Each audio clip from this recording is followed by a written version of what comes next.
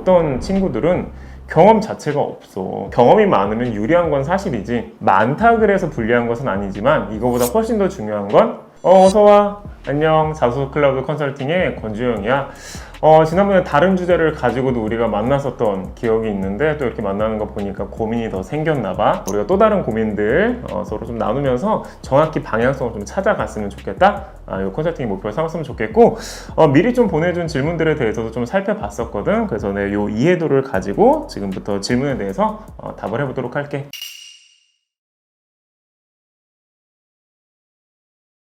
아주 원칙적으로 보면 경험이 많으면 유리한 건 사실이지. 왜냐면 그만큼 내가 쓸 소재가 많기 때문에, 뭐 사실 많으면 여기에는 이걸 쓰고 이 문항에는 이걸 쓰고, 그리고 정말 가끔씩은 자기소개서 문항이 7, 8개인 경우도 있거든. 그러면 많으면 좋겠지. 다다익선? 그냥 고고익선이야.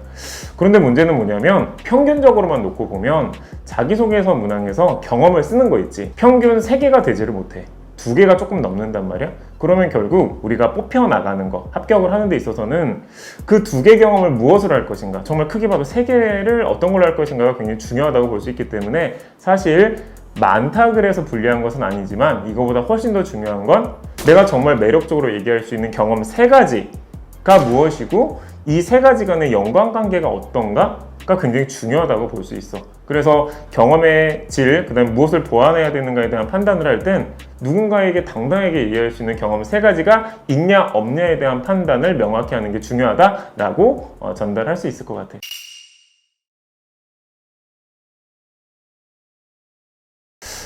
기업 입장에서 생각을 해보면 되게 쉬운 게 있잖아. 기업은 예를 들어서 성격이 궁금할 때도 있고, 가치관이 궁금할 때도 있고, 역량이 궁금할 때도 있어. 그러니까 그들이 궁금한 유형은 되게 많단 말이야, 그죠? 엄청 많아. 지금 보면은 이 고민에도 써 있잖아. 막 이건 어떻게 써요, 어떻게 써요, 그지? 근데 그거에 대한 답을 들었을 거 아니야? 뭐 예를 들어서 성격은 굉장히 디테일하고, 가치관은 공유를 좋아하며 말이야, 역량의 핵심은 차별점을 기반으로 분석을 했어. 그래서 이제 이걸 가지고 평가를 하려고 그래. 근데 못 믿겠는 거야, 기본적으로. 왜냐하면 그냥 이게 있다고 주장했을 수도 있는 거잖아. 그러면 경험은 바로 그걸 백업하는 근거로서 이 친구가 진짜 디테일하네? 라는 확증을 얻기 위해서 사실은 요구하는 거라고 볼 수 있어. 그렇기 때문에 경험은 매우 중요하긴 하지만, 이 경험보다 사실 더 중요한 건 성격을 뭘로 하고, 가치관을 뭘로 하고, 나한테 역량 1, 2, 3은 뭐고, 이걸 사실은 먼저 고정시켜 놓는 게 훨씬 더 중요하다고 할 수 있지. 왜냐면 경험은 아무리 길게 써도 그래봐야 보완에 불과하기 때문에, 근거라고 생각을 한다면 사실 빨리 이 한두 문장, 한두 키워드를 어떻게 할 것인가에 대한 고민, 나 같으면 굉장히 심도 있게 할 것 같아. 이게 훨씬 더 중요하기 때문에 그걸 좀 같이 살펴보면 좋을 것 같아.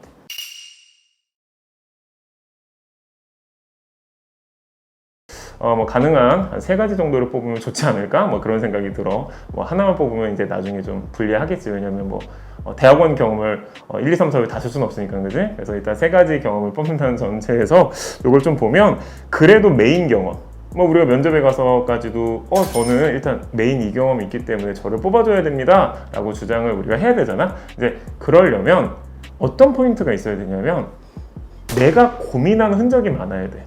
이건 진짜 중요해. 배경이 아무리 화려해도, 예를 들어서 우리가 정말 익히 아는 막 글로벌 대기업에서 인턴을 했어. 근데 생각보다 있잖아, 전형에서 그 후광 효과가 주는 그 가점이나 그 나름의 후광 효과의 직접적인 효과는 생각보다 그렇게 많지는 않아. 근데 이게 왜 고평가를 받냐면 그 과정에서 많은 고민을 했을 것이라고 판단하기 때문이거든. 그래서 경험을 지금 쫙 나열을 해봐봐. 1위, 2위, 3위, 4위, 5위 경험을 쫙 나열한 다음에 내가 이렇게 할까 저렇게 할까 고민을 했어야 되고, 그 고민을 하다 보면 나름 비교도 했을 거 아니야. 이렇게 해볼까 저렇게 해볼까, 비교 과정이 들어가고, 그래서 결정을 했네. 이렇게 해야 되겠다. 그래서 실제로 실행을 하고 그 결과에 대한 평가를 받고, 이게 결국 자기소개서에 잘 써졌을 때 이 경험이 진짜 얘 거구나, 우리 회사에 들어와서도 이런 고민의 과정이 있겠구나 라고 설득할 수 있다는 거야. 그렇기 때문에 가장 고민의 깊이가 컸고 여러 가지 선택지가 있었던 경험이 무엇인가, 사실 그걸 1순위로 끌어올리는 게 유리하다고 볼 수 있어. 그들의 평가는 상당 부분 그거에 가 있기 때문에 그런 것이지.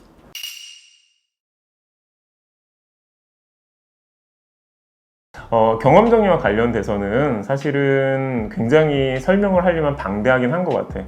이게 간단하게 해결될 것 같으면 그지? 뭐 다들 쉽게 쓰겠지. 근데 굳이 우리가 굉장히 짧은 시간 안에 경험에 대해서 접근을 하는, 더군다나 우리는 이제 첫 번째 스텝 뭐부터 해야 되나요? 라는 질문이 맞다면, 지금 네가 한 질문이 그게 맞다라고 한다면, 일단 도전 경험과 창의 경험을 명확히 정해야 돼. 이 두 가지를 일단 해결해야 돼. 그러니까 경험이 되게 많은 것 같아 보이거든. 왜냐하면 갈등 해결, 팀워크, 뭐 리더십, 인재성에 부합하는 경험, 그 경험이 무한대처럼 느껴질 때도 있는데, 생각보다 이 두 가지로 정리되는 측면이 전체의 비중을 놓고 보면 절반 이상을 차지해.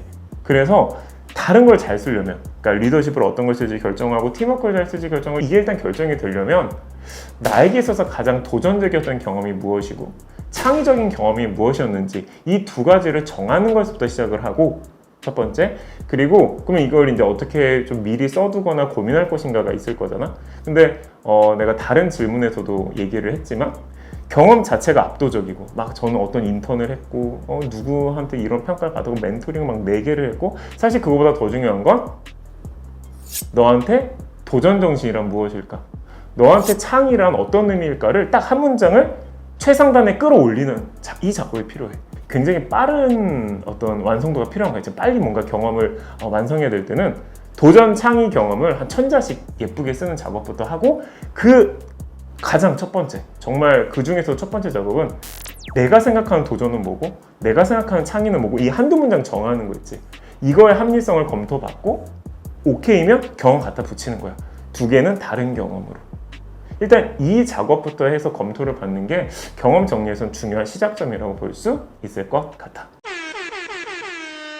경험과 관련돼서 얼마나 고민이 많겠어. 왜냐면 어떤 친구들은 경험 자체가 없어.